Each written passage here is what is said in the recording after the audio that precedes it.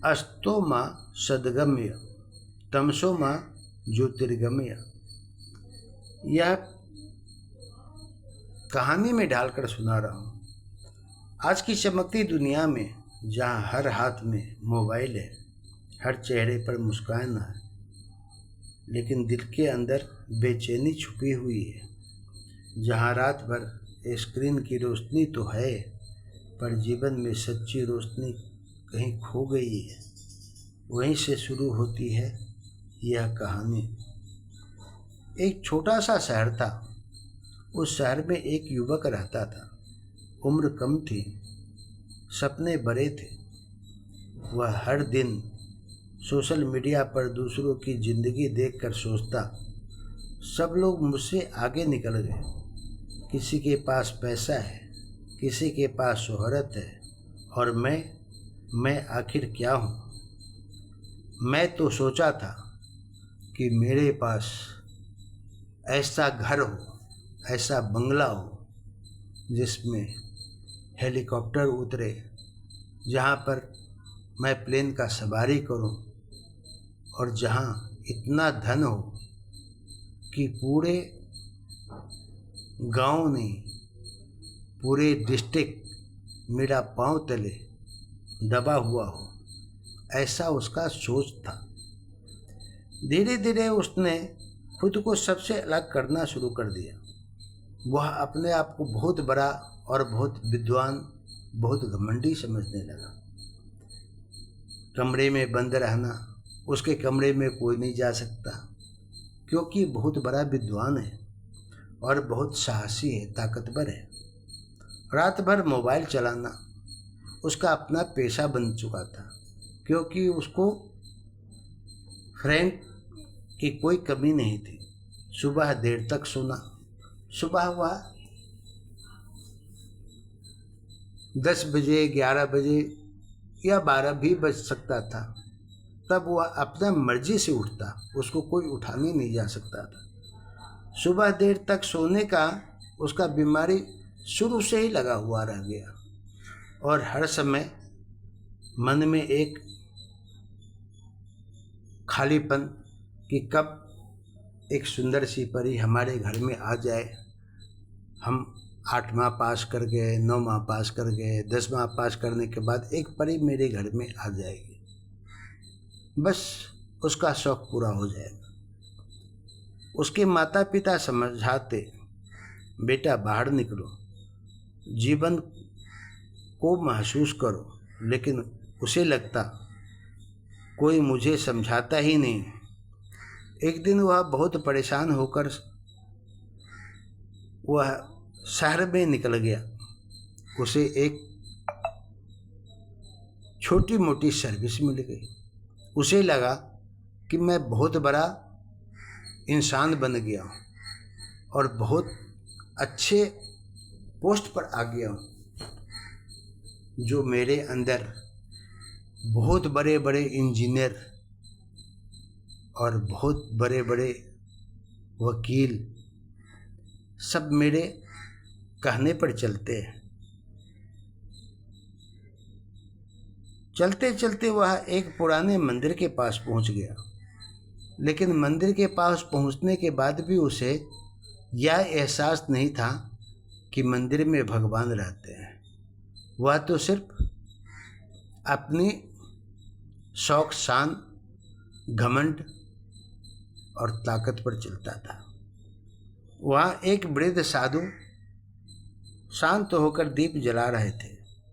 युवक ने पूछा, बाबा, क्या सच में जीवन का कोई अर्थ है? मैं जितना मांगता हूँ उतना ही अंदर से खाली होता जा रहा हूँ। साधु मुस्कुराए। उन्होंने कुछ नहीं कहा, बस उसे मंदिर के अंदर ले गए। मंदिर में बहुत अंधेरा था, इतना अंधेरा कि कुछ नहीं दिखाई दे रहा था। युवक डर गया। तभी साधु ने एक छोटा सा दीपक जलाया और अचानक पूरा कमरा रोशनी से भर गया। साधु बोले, देखो बेटा, अंधेरा कितना भी बड़ा हो, एक छोटा सा दीपक उसे मिटा सकता है। तुम अहंकार में फंस गए हो, अहंकार के वातावरण में तुम आ गए हो, तुम्हारा दिमाग शांत नहीं है, सही मार्ग पर चलना सीखो। फिर उन्होंने धीरे से कहा, अस्तो माँ सद्गम्य तमसो माँ ज्योतिर्गम्य। युवक ने पूछा, इसका अर्थ क्या होता है? साधु बोले, हमें असत्य से सत्य की ओर ले चलो, अहंकार से प्रकाश की ओर ले चलो। लेकिन उस बालक के अंदर में सत्य तो था ही नहीं, असत्य ही भरा हुआ था, और अहंकार इतना कि कब किसको मारूं, कब किसको क्या करूं, हमसे बड़ा कोई नहीं। वह अहंकार उसमें भर गया था। उसे लगता था कि सारी दुनिया हमारे इशारे पर चलेगी, हम जिसको बुलाएंगे वो सब हमारा साथ देगा। साधु ने युवक से पूछा, तुम्हारा सबसे बड़ा अहंकार क्या है? युवक बोला, तुलना, सबसे बड़ा बनना, और निराशा ये है कि मेरे पास कुछ है नहीं, और डर सबसे बड़ी है, और यह महसूस होना कि मैं किसी काम का नहीं हूँ। उसके अंदर में ये आ गया था, मैं किसी काम का नहीं हूँ। साधु मुस्कुराए और बोले, यही आज के युवाओं का सबसे बड़ा अहंकार है। वे दुनिया को दिखाने में लगे हैं कि वे बहुत खुश हैं, लेकिन अंदर से वो जल रहे हैं, वो टूट रहे हैं, उनके पास कोई मार्ग नहीं दिखाई देता है, वह अंधकार में पड़े हुए हैं, अंधकार कुआं में डूबे हुए हैं, वो अंदर ही अंदर वो टूट रहे हैं। बेटा, मोबाइल की रोशनी तुम्हारे चेहरों को चमका सकती है, लेकिन ज्ञान की रोशनी भी तुम्हारे जीवन को चमका सकती है, वह साधु ने बताया। साधु युवक को मंदिर के बाहर ले गए। सुबह होने लगी थी, धीरे धीरे सूरज निकल रहा था। साधु बोले, रात हमेशा अस्थायी नहीं होती है, सूरज को आने से कोई रोक नहीं सकती, लेकिन मन में घमंड नहीं रखना। वैसे ही जिस दिन इंसान अपने अंदर के सत्य को पहचान लेता है, उस दिन उसका अहंकार खत्म होने लगता है। कुछ समझ में आई बात? अहंकार विनाश का मार्ग पकड़ लेता है। हम सबसे बड़े हैं, हम सबसे सारथीदार हैं, हमारे पीछे बहुत दोस्त हैं, हमारे आगे पीछे बहुत भागते हैं, और बहुत आदमी हमारे कहने पर, एक इशारे पर मर मिटने के लिए तैयार है। यह सोच, ये अहंकार, ये विश्वास व्यर्थ है। युवक की आंखों में आंसू आ गए। उसने पूछा, लेकिन मैं शुरुआत कैसे करूं? क्योंकि उसमें तो पूरा अहंकार भरा हुआ है, वो शुरुआत कैसे कर सकता है? साधु ने कहा, हर दिन खुद से 3 सवाल पूछो, क्या मैं सच बोल रहा हूँ? लेकिन वह तो दिन भर में 100 में 1 बातें ही सच बोलता था, 99 बातें तो वो झूठी बनावटी बताता था। क्या मैं अपने माता पिता का सम्मान कर रहा हूँ? माता पिता को तो छोड़िए, अगल बगल का भी वो सम्मान नहीं करता था। क्या मैं अपने जीवन को बेहतर बना रहा हूँ? वह तो अपने जीवन को नरक में ढाल रहा था, और ढाल दिया था।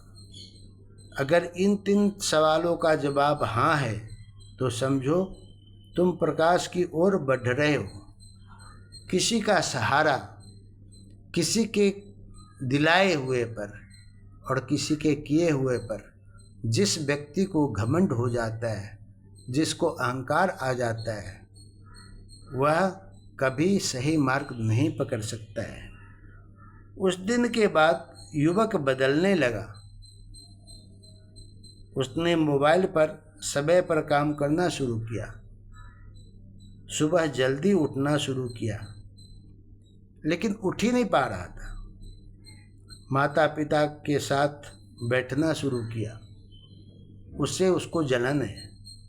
किताबें पढ़ना शुरू किया, किताब से ज़्यादा ज्ञान उसके अंदर में है। धीरे धीरे उसका चेहरा बदलने लगा। चेहरा तो बहुत गोरा और चिट्टा, बहुत सुंदर,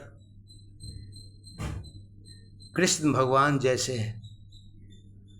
अब वहाँ नकली मुस्कान नहीं है, उसका तो असली मुस्कान कि कब किसको अपने जाल में फंसाना है। सच्ची शांति दिखाई देने लगी उसको। सच्ची शांति तो दिखाई देने लगी कि दूसरे की कमाई अभी आने वाला है और दूसरे के कमाई पर मुझे जिंदगी गुजारना है। आज हम सबके जीवन में कोई न कोई अंधकार है, वो हमेशा रहता है। किसी के अंदर डर है, वो हमेशा बना रहता है। किसी के अंदर गुस्सा है, वह बेकार है। किसी के अंदर अकेलापन है, उसका अपना व्यवहार है। लेकिन याद रखिए, अंधकार को हटाने के लिए लड़ना नहीं पड़ता, बस एक दीपक जलाना पड़ता है। और वह दीपक क्या? सत्य, ज्ञान, सही संस्कार और अपने अंदर में आत्मविश्वास को लेकर जो व्यक्ति चलता है, अपने बल पर जो चलता है, वह सबसे आगे बढ़ जाता है। तो आइए आज हम सब मिलकर अपने जीवन में यह प्रार्थना करें। अस्तो मां सद्गमय, तमसो मां ज्योतिर्गमय, मृत्योर्मां अमृतम गमय। हे प्रभु, हमें झूठ से सत्य की ओर ले चलो, अंधकार से प्रकाश की ओर ले चलो और भय से अमर आत्मज्ञान की ओर ले चलो। अगर यह कहानी आपके दिल को छू गई हो तो इसे अपने दोस्तों और अपने परिवार के साथ ज़रूर बैठकर साझा करें। अपने रिश्तेदारों के पास अवश्य भेजा करें, क्योंकि शायद आपके एक शेयर से किसी के जीवन में रोशनी आ जाएगा। धन्यवाद।